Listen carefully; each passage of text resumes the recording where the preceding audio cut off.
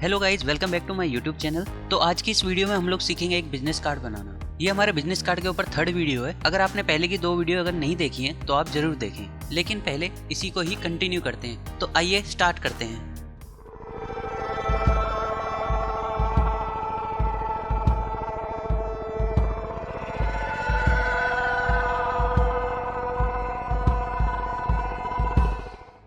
मैं अपनी हर वीडियो में हर एक छोटी छोटी बेसिक चीज़ों को भी बताते हुए चलता हूँ। तो अगर कोई पहले से ही सीखा हुआ है तो उनके लिए ये वीडियो थोड़ी सी स्लो हो सकती है, लेकिन मुझे बिगिनर्स को साथ लेते हुए भी चलना है। तो ये हमारा इलस्ट्रेटर है। तो ये हमने इलस्ट्रेटर ओपन किया हुआ है। तो सबसे पहले हमें कोई भी डिज़ाइन करने के लिए हमें एक डॉक्यूमेंट की जरूरत पड़ती है। तो हम अपना डॉक्यूमेंट क्रिएट कर लेते हैं। तो डॉक्यूमेंट क्रिएट करने के लिए हमें क्रिएट न्यू पे क्लिक करना पड़ता है। यहाँ पे ऑलरेडी अलग अलग साइजेस के अकॉर्डिंग प्रीसेट्स होते हैं, लेकिन हमें आज बनाना है बिजनेस कार्ड। बिजनेस कार्ड का एक स्टैंडर्ड साइज चलता है जो है 3.5 इंचेस इसकी विड्थ होती है, हाइट इसकी 2 इंचेस होती है। तो हमने ये डाल लिया है। और सेकंड थिंग, जो हम अपना बिजनेस कार्ड बनाएंगे वो डबल साइड बनाएंगे। तो हम यहाँ पे आर्टबोर्ड क्रिएट कर लेते हैं। बिजनेस कार्ड जो होता है वो प्रिंट होता है। तो हमें जो यहाँ पे कलर मोड होता है वो हमें RGB ना रखते हुए यहाँ पे CMY के रखना है। और यहाँ पे हमें 300 PPI ही रखना है। अगर आपका यहाँ पे 72 हो रखा होता है डिफॉल्ट, तो आप उसको 300 PPI ही कर लें, क्योंकि हम जब भी कोई भी चीजें प्रिंट करते हैं तो हमें 300 PPI ही करके चलना पड़ता है। तो अब हम कर लेते हैं क्रिएट। तो ये हमारा डॉक्यूमेंट क्रिएट हो जाता है।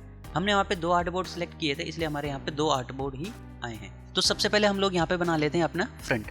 तो मैं इस वाले आर्टबोर्ड को सिलेक्ट कर लेता हूँ और मैं Ctrl 0 दबा देता हूँ। Ctrl 0 से क्या होता है, जो हमारा सिलेक्टेड आर्टबोर्ड होता है वो हमको यहाँ पे फिट टू स्क्रीन हो जाता है। हमें यहाँ पर डिजाइन पे ही ध्यान नहीं देना, जो मैं आपको यहाँ पे बता रहा हूँ उन पे भी ध्यान देना है, क्योंकि ये सब सीखने के बाद आप अपनी डिजाइन क्रिएट करेंगे। आप किसी और की डिजाइन कॉपी नहीं करेंगे, और जो आपकी अपनी डिजाइन होगी वो आपके माइंड से आएगी। यहाँ पर हम आपको एक काम करने का तरीका बता सकते हैं। तो अब हम अपना बिजनेस कार्ड बनाते हैं। तो बिजनेस कार्ड का जो हमने साइज लिया था वो 3.5 इंटू 2 इंचेस लिया था। तो सबसे पहले हम अपना एक रेक्टेंगल क्रिएट कर लेते हैं जो हमारा बेस का काम करेगा। तो यहाँ हमें रेक्टेंगल का साइज डालना है 3.5 इंटू 2 इंचेस। तो यहाँ पे हमारे पास रेक्टेंगल आ जाता है। तो इसको मैनुअली ना सेट करते हुए आप अपने अलाइनमेंट का भी यूज़ कर सकते हैं। सबसे पहले ऑब्जेक्ट को सिलेक्ट कर लें। यहाँ पे अलाइन में जाएंगे, अलाइन में सेंटर अलाइन कर देंगे, वर्टिकली और हॉरिजॉन्टली दोनों साइड से। तो इसमें अभी स्ट्रोक है, तो मैं स्ट्रोक को हटाकर इसको कर रहा हूँ फिल में। तो फिल में आप Shift X का भी यूज़ कर सकते हैं, और इसका स्ट्रोक हटा देता हूँ। तो हम अपने बेस का प्योर ब्लैक कलर नहीं रखेंगे, हम इसको थोड़ा सा लाइट कलर कर देंगे, थोड़ा सा ग्रे में आ जाए। अब हमने जो है ये थोड़ा सा ग्रे में कर दिया है। तो आज हम जो डिज़ाइन क्रिएट करने वाले हैं उसके लिए मुझे कुछ स्क्वायर्स की जरूरत पड़ेगी। तो मैं स्क्वायर क्रिएट कर लेता हूँ। अब मुझे इनकी 3 कॉपी चाहिए, तो मैं ऑल्ट के साथ ड्रैग करते हुए इनकी कॉपी कर देता हूँ। जो हमारी स्मार्ट गाइड्स हैं वो हमें राइट गाइड कर देती हैं कि इसकी प्लेसमेंट सही है। Ctrl D के साथ मैं इसका डुप्लीकेट कर देता हूँ। इन तीनों को मैं पकड़ता हूँ और ग्रुप कर देता हूँ। ग्रुप करने के बाद क्या होगा, मैं इनको सेंटर अलाइन कर देता हूँ। सेंटर अलाइन कर दिया। अभी हम क्या करेंगे, हम अपने जो बेस है उसके हिसाब से इसका जो साइज़ है, जो हमारी डिज़ाइन का साइज़ रहेगा, हम उसको फिक्स कर लेते हैं। ये हमारे डिज़ाइंस का साइज़ रहेगा। अभी के लिए मैं इन तीनों का कलर चेंज कर देता हूँ। इसका मैं कलर कर देता हूँ येलो, इसका कर देता हूँ कुछ ग्रीन, इसका कर देता हूँ कुछ ब्लू। मैंने अभी रैंडमली कोई कलर लिया, कोई फिक्स कलर नहीं रखा मैंने। मैं इन तीनों को सिलेक्ट करके अपने आर्टबोर्ड के अंदर फिक्स कर देता हूँ। तो ये इनका सेंटर है और इसको मैं कर देता हूँ टॉप लाइन। तो अभी मैं इसको अपने आर्टबोर्ड के अकॉर्डिंग फिट कर देता हूँ।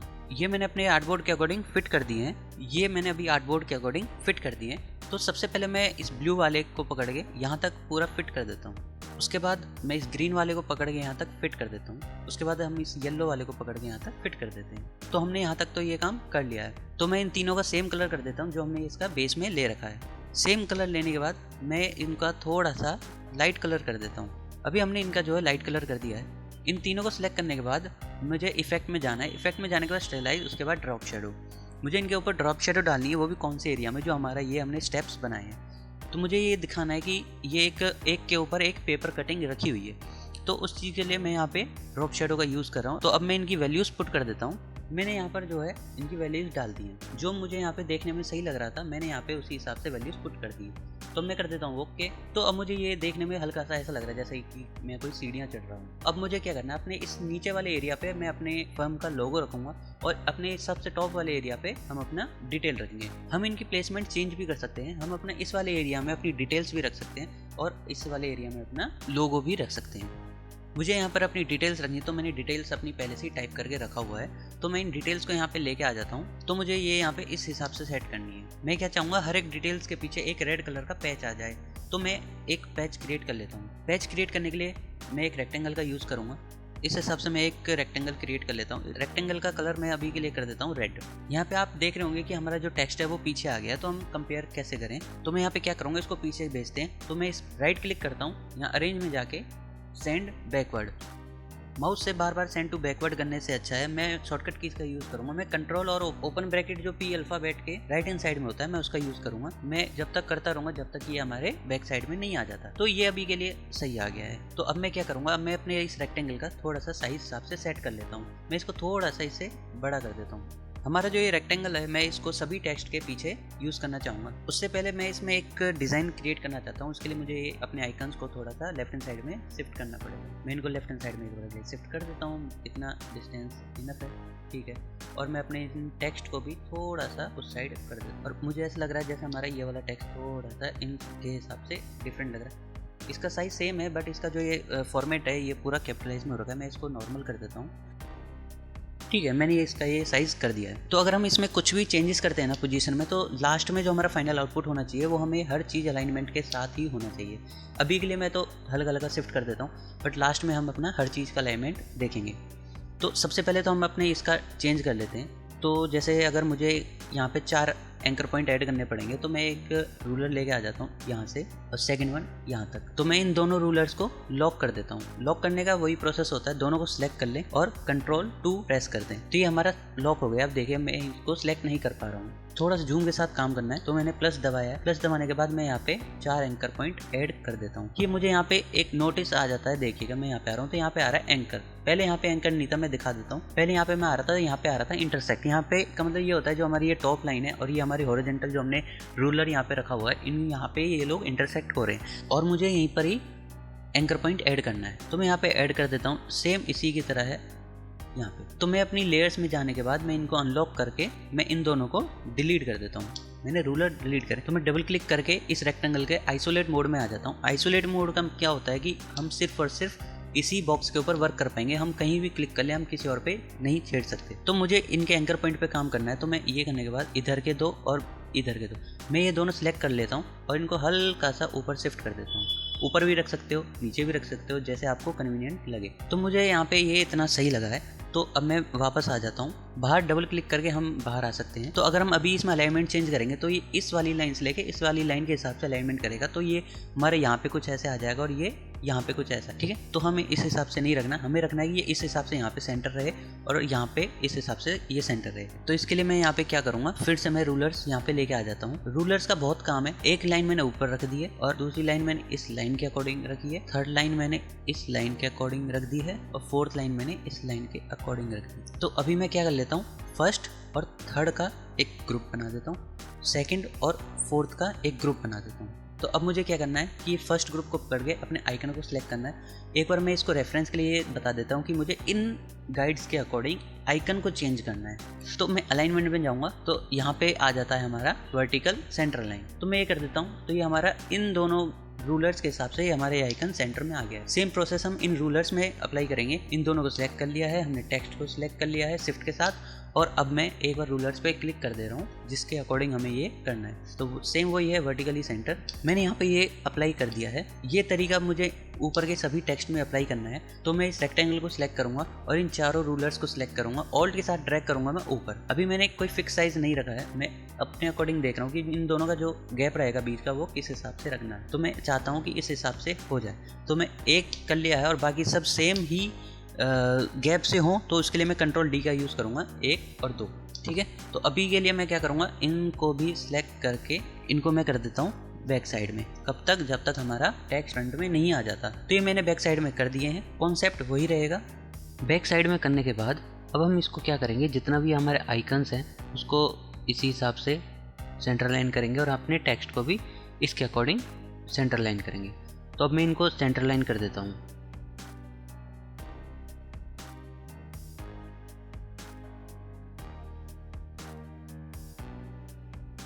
ये मैंने सभी अब सेंटर लाइन कर दिए हैं। एक बार मैं इन सभी टेक्स्ट को पकड़कर चेक कर लेता हूँ कि ये लेफ़्ट अलाइन हैं या नहीं। ये मैंने लेफ़्ट अलाइन भी कर दिए हैं और आइकन्स को पकड़ के इनको मैं कर देता हूँ सेंटर अलाइन। मेरे टेक्स्ट और आइकन्स की अलाइनमेंट एकदम सही है। अब मैं इनको कर देता हूँ डिलीट। मैंने जो रूलर्स ला रखे थे वो मैंने डिलीट कर दिए, अब उनकी मुझे ज़रूरत नहीं है। यहाँ पे हमारा नेम और हमारी डेस्टिनेशन आएगी, तो हमारा नेम और हमारी डेस्टिनेशन यहाँ है।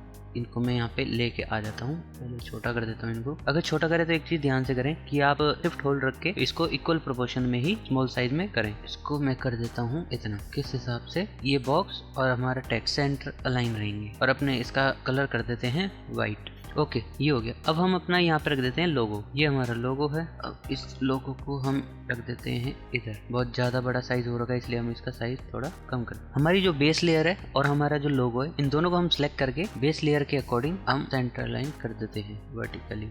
ये हमारा हो गया है फ्रंट। हम इसमें चाहें तो एक चीज़ और कर सकते हैं। हम यहाँ पर ही एक चीज़ और है, उसको जो कि कंपनी का नाम है, मैं चाहूँगा कि इसका कलर हम कर देते हैं रेड। मैं दोनों का कलर रेड करना चाहूँगा, बट स्लोगन का वाइट ही रखना चाहूँगा मैं।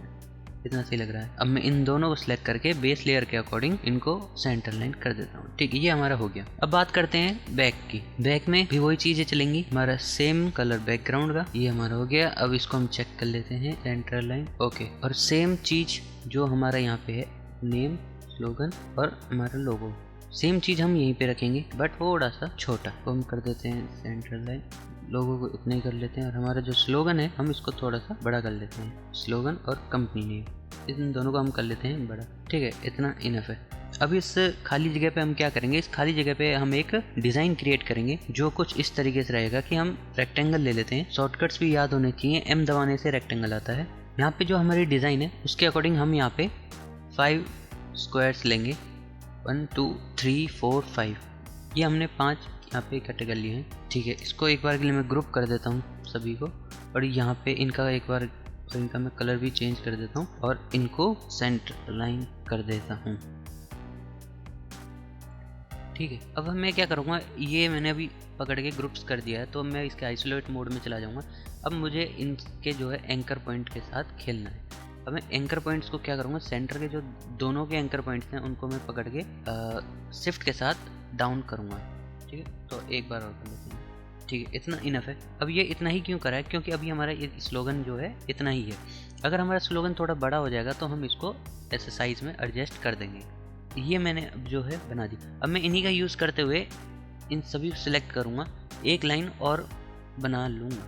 मुझे नीचे एक और सेम लाइन चाहिए, बट मैं यहाँ पे डुप्लीकेट नहीं कर रहा हूँ क्योंकि मुझे जो ऊपर हमारी फर्स्ट लाइन है उसी की डुप्लीकेट करनी है। तो पहले मैं उसमें कलर वगैरह एडजस्टमेंट कर दूंगा, उसके बाद मैं उसी का डुप्लीकेट इधर कर दूंगा। तो हमारा जो कलर रहेगा रेड कलर मैंने शायद कॉपी कर रखा है। मैं यहाँ पे जाके इसका रेड कलर जो है पेस्ट कर देता हूँ। ये हमारा नॉर्मल बेसिक रेड कलर रहेगा।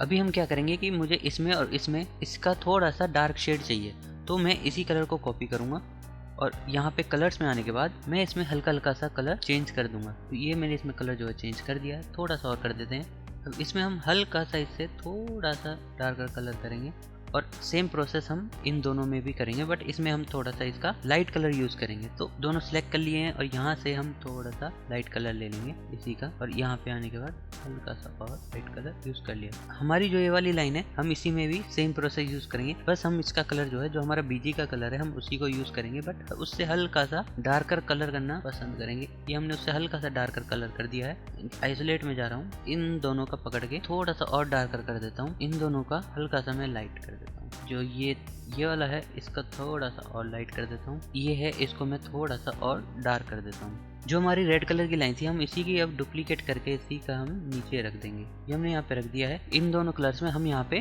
ड्रॉप शेडो डालेंगे। ड्रॉप शेडो डालने के लिए हम इफेक्ट्स में जाएंगे, इफेक्ट्स के बाद स्टेलाइज में जाने के बाद ड्रॉप शेडो भी हम यहाँ पे एडजस्ट करेंगे अपने हिसाब से। प्रीव्यू हमने ऑन कर लिया है और हम यहाँ पे देख पा रहे हैं अभी हमारी ड्रॉप शेडो यहाँ है, यानी कि अभी वाई एक्सिस पे है, तो हमें वाई एक्सिस यहाँ से थोड़ी सी कंट्रोल करनी पड़ेगी। अब जो है हमने यहाँ पे ड्रॉप शेडो भी डाल दिया है, तो हमारा बैक और फ्रंट दोनों बिजनेस कार्ड रेडी है। ये हमारा बैक साइड है और ये हमारा फ्रंट साइड है। तो आज की इस वीडियो में इतना ही। आई होप आपको ये वीडियो पसंद आई होगी। अगर पसंद आई है तो लाइक करना, अगर सब्सक्राइब नहीं किया है तो सब्सक्राइब करना। Thank you.